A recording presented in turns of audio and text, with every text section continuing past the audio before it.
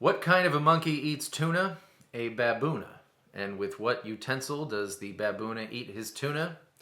A spoona. Blue Orchid for HDM reviews and the Nissan half of the Pat Squad. Here we go. It's time for learning actual stuff time. Blue Orchid uses the G minor pentatonic scale. It uses two shapes. There's 5 shapes, as the name suggests, but if we learn these shapes, we are A, less surprised at the notes that arise, and 2, it's easier to remember the song if we have the shapes under our belt. So here we go. G minor pentatonic position 1, it's the shape we all know and love. It starts on G, the E string 3rd fret, and we're gonna go 3, 6, 3, 5, 3, 5, 3, 5, 3, 6, 3, 6. You probably already know that shape, but maybe not. Anyways, shape 5 is the shape that occurs beneath shape 1, and it is going to be, in the case of G minor pentatonic, 1, 3, 1, 3, open 3, open 3, 1, 3, 1, 3. You're going to see that every note in this song comes from the G minor pentatonic shape 1 or 5. So do yourself a favor and memorize those two shapes real quick. 3, 6, 3, 5, 3, 5, 3, 5, 3, 6, 3, 6. 1, 3, 1, 3, open 3, open 3, 1, 3, 1, 3. And you will be much less surprised. By the way, the noise in the last segment that you heard that sounded maybe like a turtle diving into her water was indeed a turtle diving into her water, and this is that turtle. And now a note on tone. I usually don't talk about it too much, but this song's got a really unique sound. I've got an octave pedal which has a note that doubles the note I play 2 octaves below, another one 1 octave below, and then we've got the note I'm playing, and then it's got yet another octave 1 octave higher. So when my clean tone is like this, if I hit the octave, Z, and if I throw some fuzz on there, now we're talking. The first thing starts like this. The E string 3rd fret, but use your ring finger because we're going backwards into shape 5. E string, 3, 1, 3, A string, 1, E1. The second half of it is 3 on the E string, 1, 3, A string, 1, 3, 5, D string, 3, 5.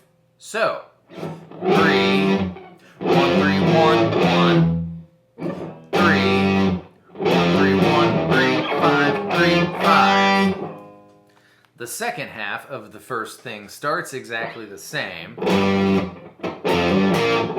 we're going to throw something real quick in between that segment and the next segment, and that thing is, it really rolls off the fingers, this. E1, 3, A1, E3. So here's the timing of it. And then we are going to proceed as we did, but instead of going up to D5, we're going to do D open 3 as a quick hammer-on, followed by the open G string. So here is the second half of part 1.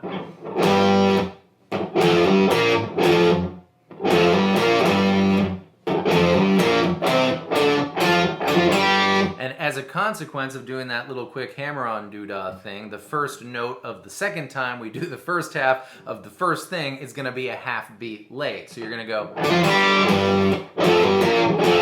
In context, here's the second half.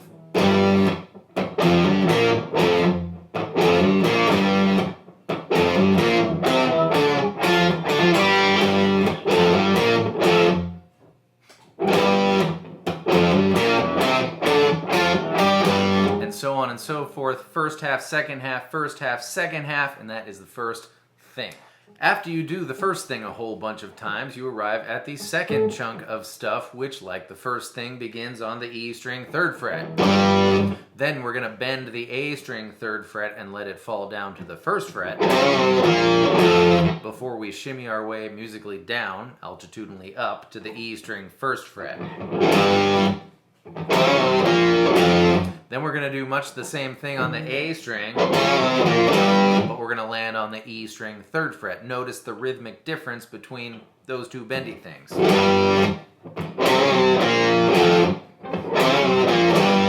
Then we're going to do the A string bend yet one more time. And play the E string first fret a whole bunch of times. 1, 2, 3, 4. Before we end up back where we started on the E string third fret. Here we go. The second chunk of stuff.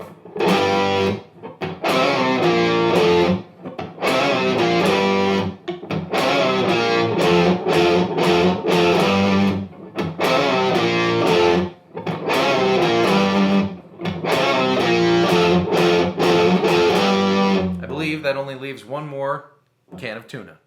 If you've managed to get that under your fingers, I have excellent news for you. The third can of tuna is the exact same thing, but instead of on the E strings 1, 3 and the A strings 1, 3, it's going to be on the D string 3, 5 and the G string 3, 5. This is so because the relationship between those two places is an octave. The same exact notes, but a whole set of notes higher. So F is F, and C is C, and all the others follow suit as well. So after you go, when the song quiets down a little bit, grab the G string 5th fret, bend it, let it fall down to G3, and shimmy up altitudinally to D3.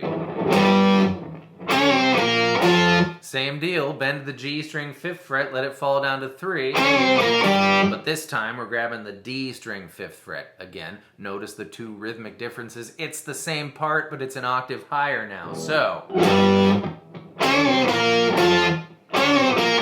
then of course. 3,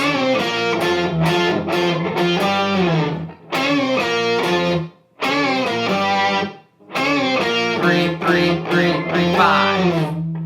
Plus the cool slide down, of course. And that is all Slider, who is currently dripping on me, and I have to say about that. Thank you so much for being here. I hope that was fun and helpful, and we will see you next time with more stuff. Goodbye.